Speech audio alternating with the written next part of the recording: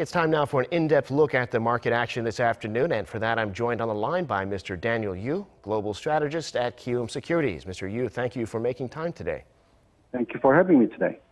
Well, Wall Street overnight, no big changes. The Dow slightly down, the rest were slightly up. Looks like a combination of factors like China trade and interest rates. Here in Korea, though, the Kospi breaking a 6-session losing streak. What's going on in the markets today and why? Yes.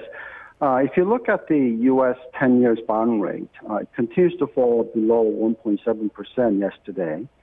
Continuation of the possible rate cut might be happening faster than expected. And in addition to that, you have seen India, Thailand, and New Zealand all cutting rates at the current point in time. So the concern about the renminbi depreciating rapidly, trade war issues continues, but nevertheless, the U.S. market able to recover because of the continuation of rate cuts that's happening on a global scale. So NASDAQ was successfully rising 2 days in a row. And if you look at the NASDAQ was up 0.38%. As for Dow and S&P, it was fairly flat, but nevertheless, it recovered from close to 2% decline at the beginning of the morning. Accordingly, the European market recovered by 0.56%. Nikkei was also up about 0.4%. Shanghai is up about 1% plus. And Kospi was able to recover as well, despite that today was option closing day. And the KOSDAQ was sharply risen almost 3% level. Yeah, well, meanwhile, everybody's saying that the U.S. China trade war is turning into a currency war. China letting the yuan depreciate significantly this week. Where's the Chinese currency now, and where do you see it going from here? Yes. The Chinese yuan, the renminbi, hit above 7.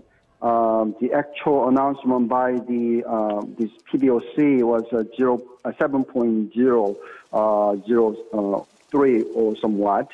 So first time in history that it was above 7. The reason, obviously, this is because of the continuation of trade dispute that's happening between U.S. and China. And obviously, U.S. government have said that they will place China as the currency manipulation country. So we need to see how this will play out. If you look at the history of Korea, Korea was announced as the currency manipulation country in 1988.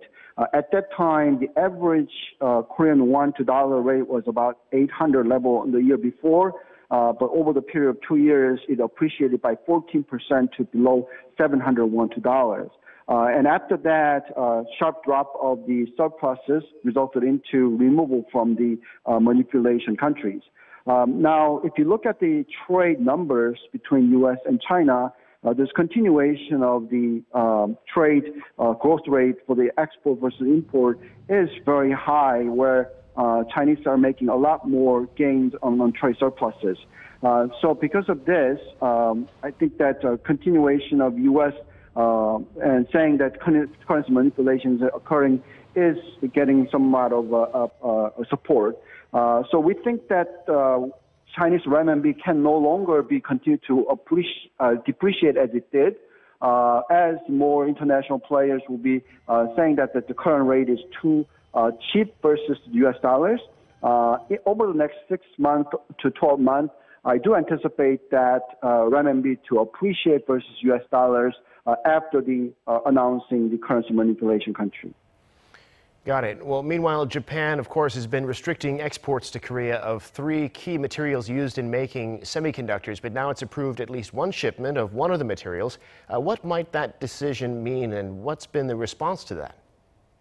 Well, obviously, the decision-making by Japanese government, the Abe party, was probably in a too wrongly placed in a sense, because it is a political issue that turned into economic issues and trade issues. So not many people are supporting this kind of measures that was done by Japan to Korea. Both countries, democratic countries, they should be a partners rather than this kind of dispute should happen. But because of this, the Korean companies are moving very rapidly and aggressively separating from Japan in terms of the part imports. We heard that these major three parts related, it might take 5 years to 10 years, but it seems that because of such a strong effort, we think that it could have been shortened, as we have seen since 1985, where dependency of the parts from Japan have significantly declined over the period of 10 years. So at this kind of speed, Korea will probably try to create more of a supply chain that is much more feasible to Korea's operation versus having a supply chain across the border. So I think that this is going to put more pressure on the Abe government, and they might have to come with some kind of agreement with the current boycotting issues and various other issues where Korea is moving rapidly away from Japan. All right, Mr. Yu, we'll keep watching that issue, but we'll have to leave it there for today. Thank you again for coming on. Thank you very much.